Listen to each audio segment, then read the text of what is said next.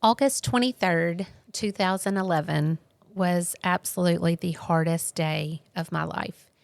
It's the day that I had to confess to my husband of 15 years that I had been unfaithful.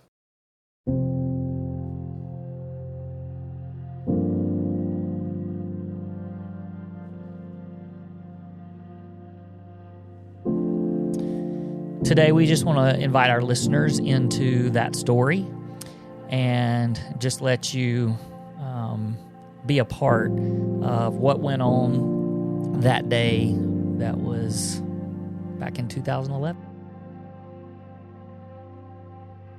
You know, as I've been thinking about this, I have thought about, we've told this story so many times, and it's really your story because I was not a part of the story leading up to confession and even to the moment of confession.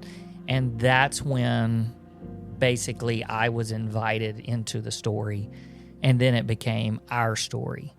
So I just wanted to start just with you, setting the stage. Like, what led up to that moment of confession? What happened before it?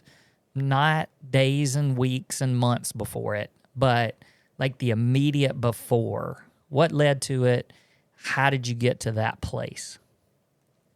I think that, in all honesty, when I look back, I wasn't anywhere close to confession on my own.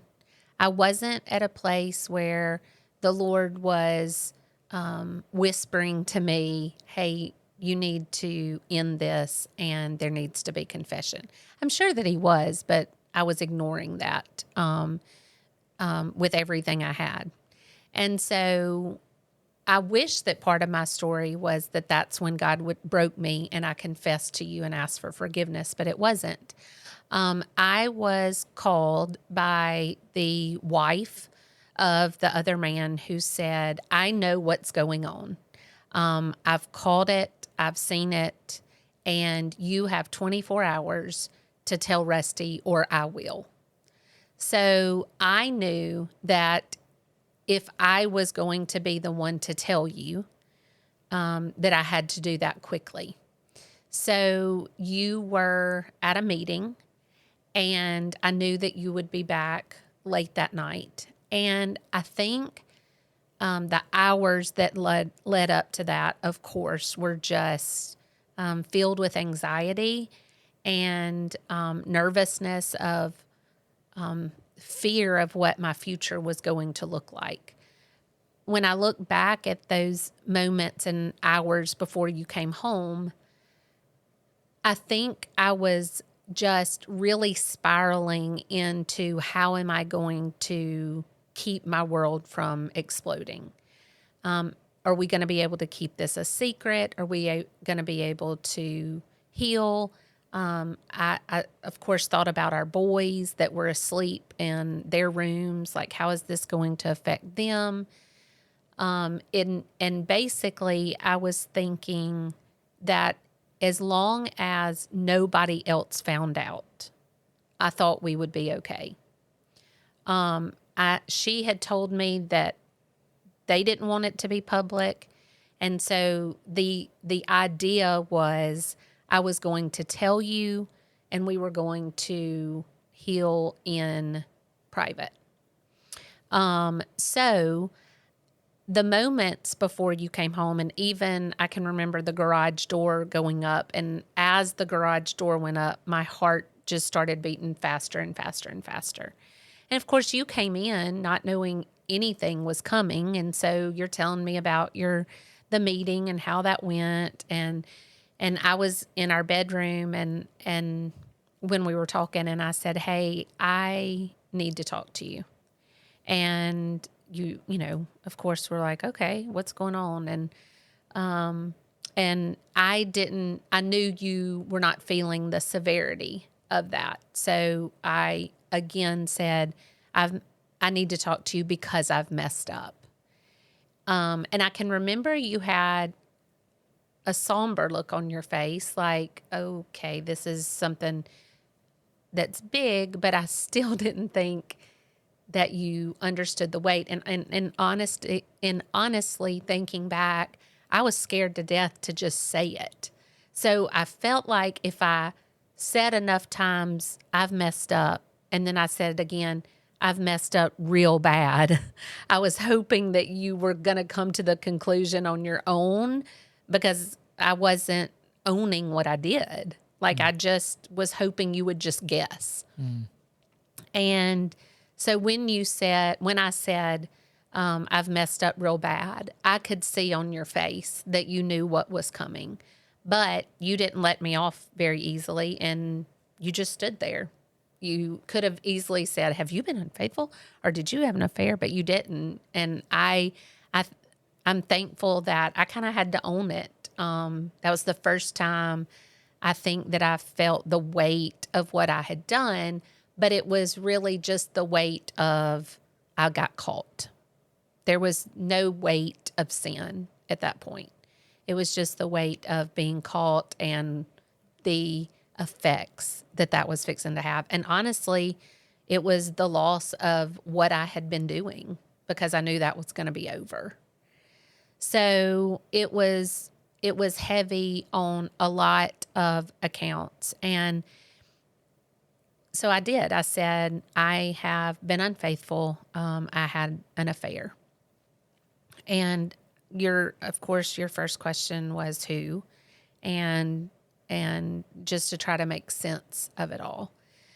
When I look back at that confession, there was no remorse in it. Like, I didn't even cry. I think it was just fear. It was all wrapped up in fear of what my life was going to look like next, because I was losing a part, because I was caught and didn't get to I didn't break on my own. There wasn't a confessing heart behind it. It was just facts. Sorry. It was just facts. It was, this is what I did, and I have to tell you. And so when I look back on it, honestly, it's heartbreaking to think about where my heart was in that moment. So I'm going to tell kind of what my day was like and sort of where I came into the story. But before I do that, like, I want to ask a couple of questions that maybe our listeners want to hear or would be interested in, just to help make a little more sense, because these are things that I'm not sure I've ever asked you. It's not a lot, and it's not anything hard, but I asked so many questions early on, but some of them just weren't important.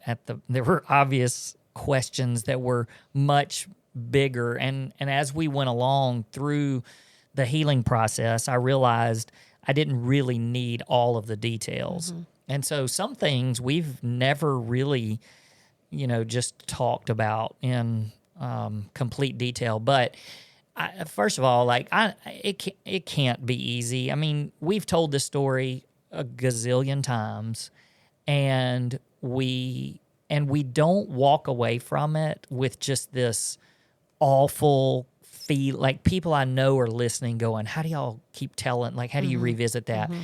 And I think it's just because we have completely found this message and this ministry in our mess. And to embrace that and to see what God has done, we're just okay with it. And not okay with what happened, but we're just okay with how this is played out in our lives, because God is so incredibly big and performed a miracle. But I know it's hard. It's still hard for you to share the story. And so on behalf of the people that listen and watch, I want to say thanks for just being vulnerable, because it's not easy and most people would never do that. Now, when you started off talking about how it came to happen, like, that that was a phone call, a personal phone call that came to you on that day. So literally the day before, 24 hours before confession, you were just living in this fantasy world of basically living two lives. Two separate lives. And then in an instant, it was, I got caught, and now everything's about to change. And both lives were fixing to completely change, both of them, because there was a loss of that relationship because I knew that was over. And then my relationship with you was fixing to change dramatically. Now, we always are really careful just because we don't want to romanticize the details. Like it's never about that, but there's an obvious reason why we tell the story and why we give as many details as we can, because there's people out there that are living the story. That's right. And so for us to be able to give as much insight as we can, it's helpful in some ways. I'm sort of curious when, like, the conversation that you had with the wife, like, how long did this conversation last? Not long. Like, and when it was, I mean, I hate to say it like this, but when you saw the phone pop, when the number popped, I mean, what even went through your head? Like, was it an immediate, oh, that's it? Yeah, I think so. Well, I say that, but I answered the phone like, hey, like maybe she doesn't know. Okay. But I think deep down it was like, here we go. And like, what caused her to find out? Well, she caught us in communication through an app, a gaming app that we were playing back and forth. And that's how we were communicating. So you could play this game back and forth, the Words with Friends game, but you could talk in the background. So we weren't talking through text message, we were talking through that game. And she just had her suspicions that something was going on, is what she said. And so she was able to log in to that same gaming account on an iPad and read everything that we had ever talked about. Well, and I think that's important. And the reason why is because just for people to be sensitive, as we get into it and start talking more about our healing process, boundaries were such a huge thing, and we didn't have those. And so, the lack of boundaries led to that type of vulnerability and just being susceptible to the enemy. And so those are things that you just have to be really careful about. And the enemy can use innocent things.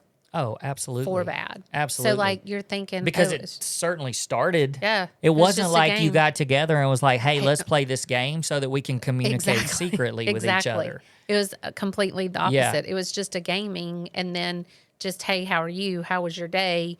Things started, going back and forth with personal things. Right. And so that's how the intimacy started and the building of that. Right. Now, I may be way off base, and again, a lot of the details that we talked about, for many, many years ago, I don't remember exactly, but I feel like there was someone in the community that may have alerted her, and I may be wrong. Like somebody said, hey, I feel like even at the gym, like somebody said, I feel like there's a little bit too something going on that's too close. And that may have led her to start looking into it. And honestly, I don't know if that was, hey, look into this, or if it was, oh, I knew something was going on once it came out. And I honestly don't remember. I would tell you. I know that was part of the story, that somebody said, oh, I could tell at the gym that something was going on. Like it was off. Right. But I don't know if that person said, hey, this is happening, or, oh, I knew that was happening. I gotcha. Well, I feel like, you have certainly shared about the day and leading up to it. And I mean, can you just for a second add anything? There had to have been, I'm just throwing something out, 10 hours, 12 hours between the time that you found out I've got to confess and then it actually happened. I mean, what? Like, I don't know. How can you how can you even live through those 10 hours or whatever? Well, I do know, and if you know our story at all, not you, our listeners. I know it. I know it. If you have been a part of our story for a while, you know that brokenness came about a week later.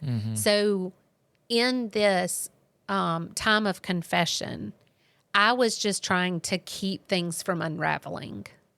I was so worried about my reputation and our reputation, my boys' reputation, which, praise the Lord, they were at an age where it didn't affect them like it could have.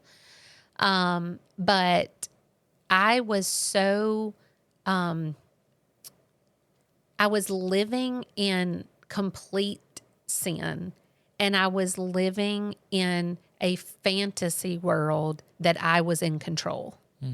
And so even through confession, I felt like I could control it. I felt like, yeah, he's going to be mad, but I can keep things from unraveling. I can keep these things. I was more concerned about the other people. Like, I was like, what if she can't control this? Like, what if she can't control her mouth? Or what if she tells people? Like, I felt like my side of the world, even though I was fixing to experience loss, I didn't think it was going to be out of control.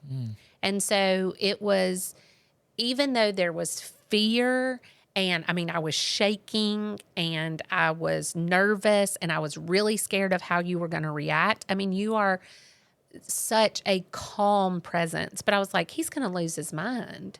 And so, I didn't know how you were going to react. So that was fearful, but I really did not feel out of control at this point in the confession. Did you talk to anybody at all during those hours? No. So, well, and that even in itself is, I love what you're saying and how you're just explaining this false sense and belief. And again, it's the enemy speaking to you saying, oh, you got this. You got this. It's not a big deal. And what you did was not that bad. Right. And not even because you weren't feeling the weight of it, you had no idea that, like, the enemy saying it's no big deal, when in reality it was the biggest deal that had probably ever happened in your, or it had ever happened in your life and my life. And so, for me, that day looked very different. And again, we look back on hindsight because we have that ability now. And leading up to that day, and I won't go into a lot of details, but the ministry that I was a part of, and I'm the executive director of a ministry, and it's a nonprofit, and the finances were hard. And I mean, it just always is, raising money. And that was a season where, for whatever reason, financially, we were not blessed. And, I have my own thoughts about it now. And some of it I do believe is what was going on in our personal life, because I think the enemy, for those of you guys who, you don't have the luxury of knowing everything about us, but where the enemy attacks everybody in certain ways, and the way that he always has attacked me is financially, which is so funny and ironic, because it's the one thing that I have to have complete faith in God, because I've never had a real job where somebody just gives me a paycheck. Right. I've had to raise it all, and I've been so incredibly God's been so faithful, and I've had to rely and depend on him for everything, literally everything. And it's still the one thing that will get me every time with the enemy. And so that season of our life was a really, really hard one for finances.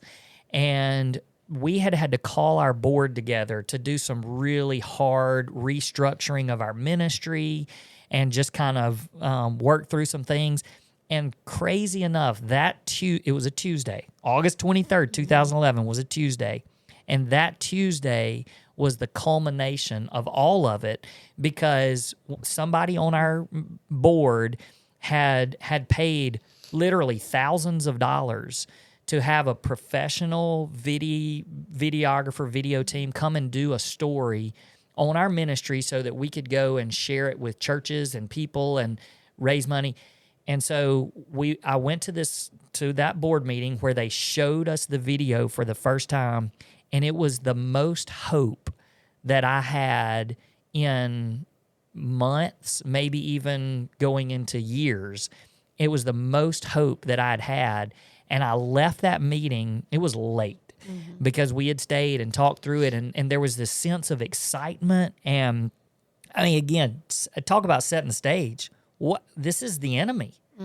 But at the same time, it's God's favor on saying, I've got you in this area because you're about to walk through hell. Right. That's right. And so I came home, and all I wanted to do was show you this video because it was so incredible. And again, it was the most hope that I'd had. And I remember I showed you the video, and you had no reaction. You didn't care. I don't even know if you watched it. You were over my shoulder, and that's all I remember is showing it to you and then thinking, well, that was a punch in the gut, because she didn't even care. And then that's when you said, we need to talk. And I'm sure I remember some of these details a little bit better because you were in a complete fog, but we were in our dining room area, which was a study at the time. And that's where I showed you the video. And so you said, we need to talk. And we went into the bedroom because the boys were asleep. It was late. It was almost midnight. It may have even been midnight by that point. And so, just like you said, you sat down on the edge of the bed, over on your side of the bed, and I remember you grabbing a pillow and just kind of pulling yourself up, and you said, I've messed up. And like you said, I didn't respond because my first thought was, was it car? Did she wreck the car? Did she break the washing machine? Those things. Did she spend too much? Did she overspend on her credit card? All of these things. And then you said, I've messed up really bad. And I don't know why, because I never had a real suspicion, although there were weird things that that had happened throughout the summer that I was very uncomfortable about. And a couple of times we even had conversations about it and me being uncomfortable. But never in my wildest dreams did I think that you would have ever been unfaithful. And so when you said those words to me, because you said I've messed up really bad, and although I think I knew right then, like you said, I waited for you to say, I've been unfaithful. And I know that my first question was, who was it? And so you didn't want to tell me. And I was like, well, like we're ever going to leave this room without me knowing that detail at least. But you were like, you might have even said, it doesn't matter. That's not important or something like that. And the crazy thing is because that I was in such a weird place. I was trying to protect him. Right. I mean, that's so weird. And it caught me so off guard that I wasn't expecting what you were going to tell me and who it was. And so you told me, and I just remember looking at you, and I think you described it well because you said that you there was no godly sorrow. You had nothing. There was no emotion.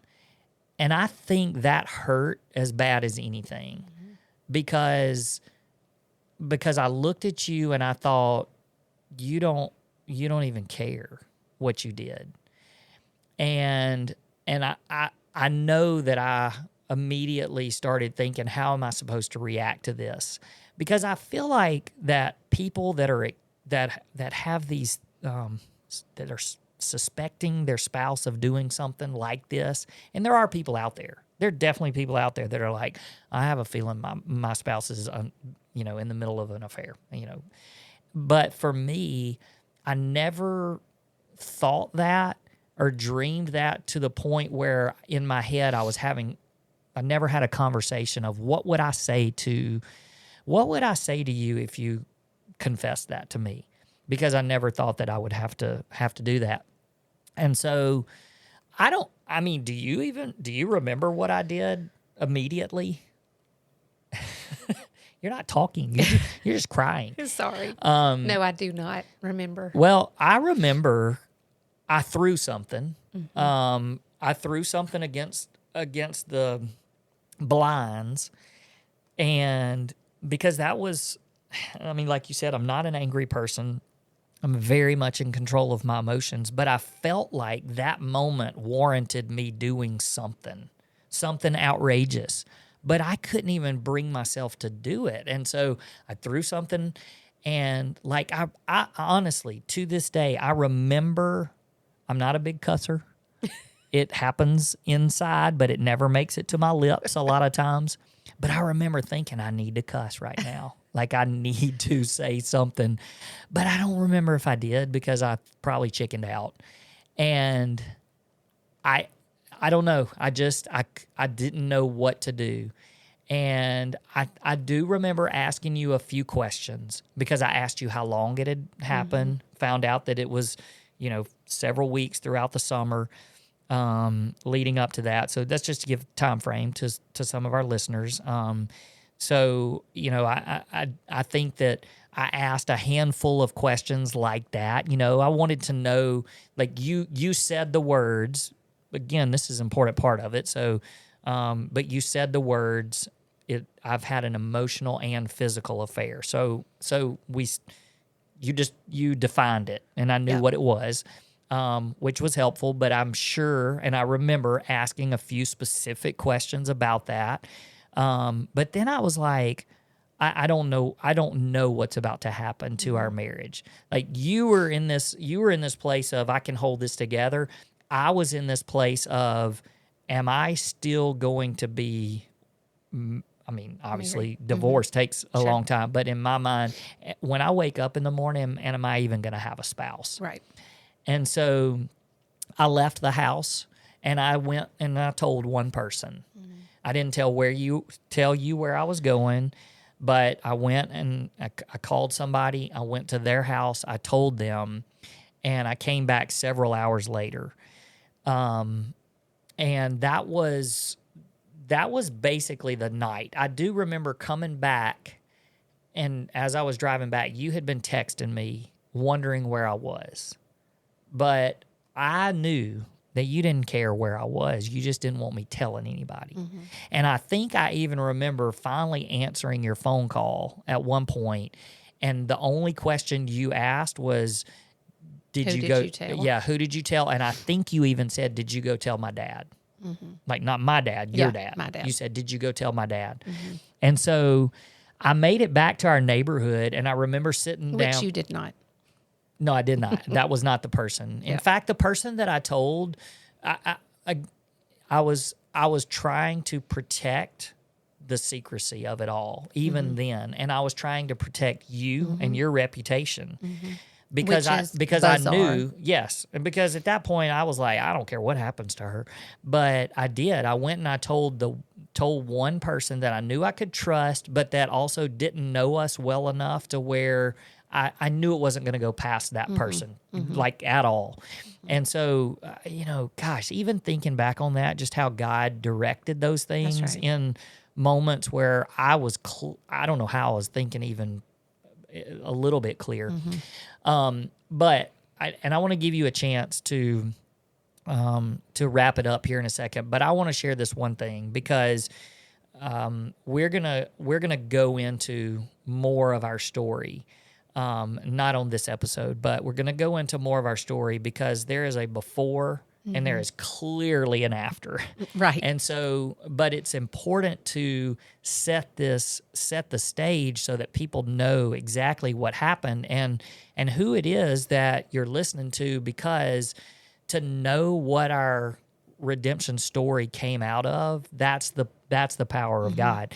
So I came back that night, and you were just relieved that I came home, you never said you were sorry, nothing, you didn't care, and none of that.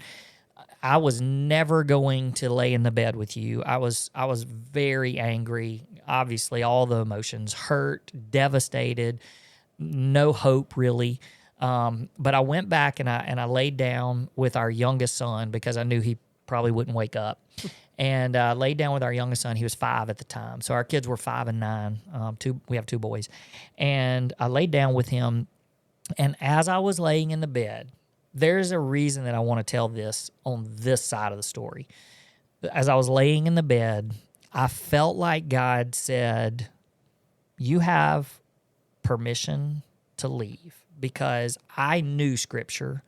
And I knew that I could leave this relationship and I could leave with my head held high, because I had not done anything to cause this, or however you want to say it. But I knew I had permission to leave. But I believe that night laying in bed, I heard God say to me, but I'm asking you to stay.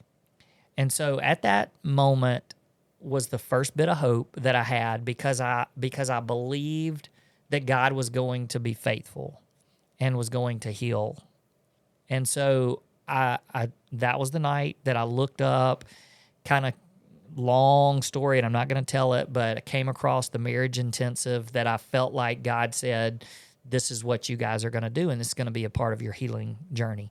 Now, I say that because that night, God said, I want you to stay.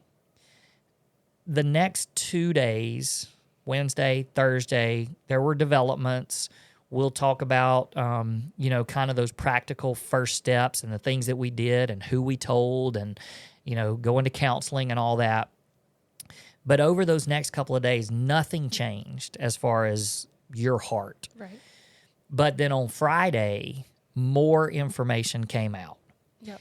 The reason why laying in that bed, and this has all been revealed to me over time, but the reason why that Tuesday night laying in bed and listening to God say, I'm asking you to stay. And then Friday, more information came out. And the more information that was when it became public. It was a much bigger deal than what you had told me. And there were more like other things and people involved, all that kind of stuff. It was that Friday was a place that most people would never come back from. Yep.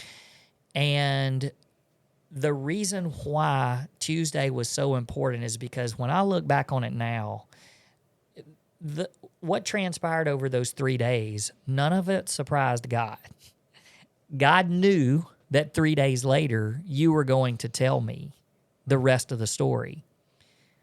But I don't know if I had not heard from God on Tuesday say, I'm asking you to stay. I don't know that I would have stayed after Friday. Yeah. But the God that I serve is the same God that told me on Tuesday, you can trust me. He was never going to change his mind and say on Friday, about that on Tuesday, you can leave. Mm-hmm. It was the same God with the same instructions to me. And I'm so thankful and now looking back on it, I'm so thankful that I heard from God before I heard the rest of the story, because I was able to look back and go, this is the same God that's been faithful through all of these years. And what he told me on Tuesday night is the same truth for Friday.